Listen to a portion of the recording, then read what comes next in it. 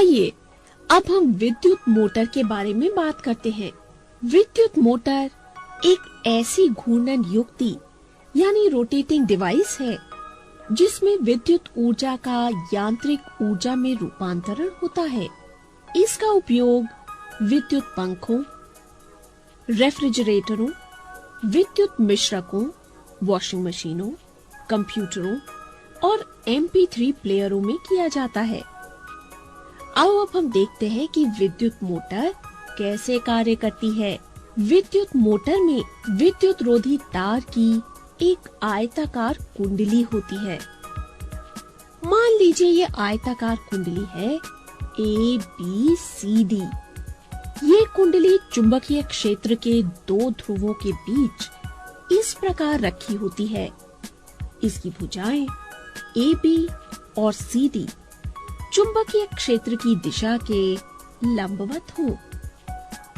आयताकार कुंडली ABCD के दो सिरे विभक्त वलय के दो अर्धभागों तथा Q से जुड़े होते हैं। इन अर्धभागों की भीतरी सतह विद्युत रोधी होती है तथा धुरी से जुड़ी होती है। P तथा Q के बाहरी चालक सिरे क्रमशः दो स्थिर चालक ब्रशों X और Y से संपर्क करते हैं। चलो अब हम प्रतिरोध, बैटरी, कुंजी प्लग और संयोजक तारों की मदद से एक विद्युत परिपथ तैयार करते हैं।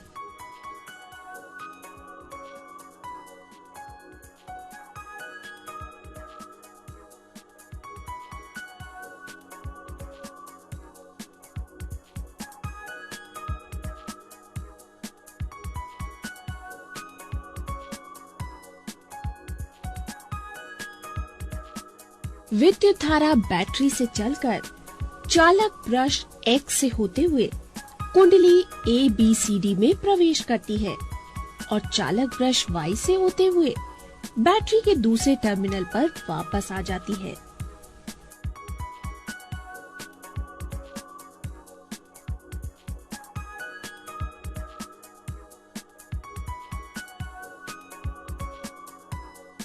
कुंडली ABCD में विद्युत धारा इसकी भुजा AB में A से B की ओर तथा भुजा CD में C से D की ओर प्रवाहित होती है। यानी AB तथा CD में विद्युत धारा की दिशाएं परस्पर विपरीत हैं।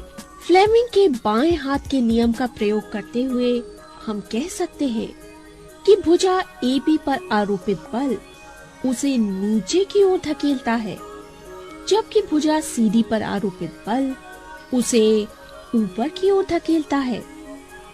इस प्रकार किसी अक्ष पर घूमने के लिए स्वतंत्र कुंडली तथा धुरी वामावर्त यानी एंटी क्लॉकवाइज घूर्णन करते हैं।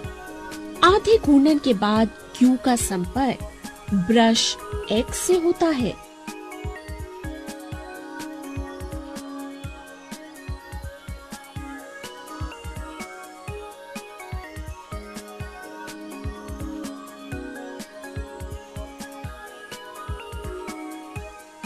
तथा P का संपर्क ब्रश Y से होता है।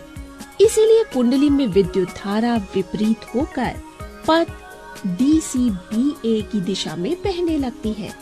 वो युक्ति जो परिपथ में विद्युत धारा के प्रवाह की दिशा को विपरीत कर देती है, उसे दिक् परिवर्तक यानी कम्यूटेटर कहते हैं।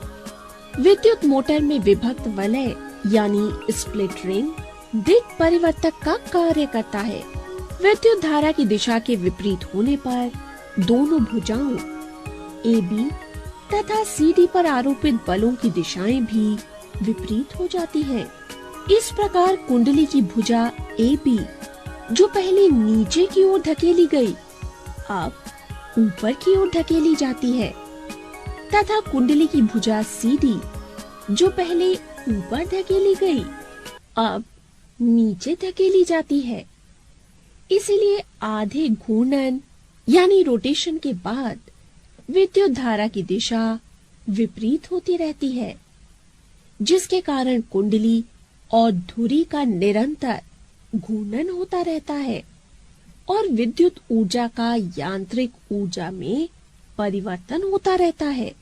व्यावसायिक मोटरों में स्थायी चुंबकों के स्थान पर विद्युत चुंबक प्रयोग किए जाते हैं। विद्युत धारावाही कुंडली में फेरों की संख्या अत्यधिक होती है। कुंडली नर्म लौह क्रोड पर लपेटी जाती है। ये नर्म लौह क्रोड जिस पर कुंडली को लपेटा जाता है तथा कुंडली दोनों मिलकर आर्मेचर कहलाते हैं। इससे मोटर की शक्ति में वृद्धि हो जाती है।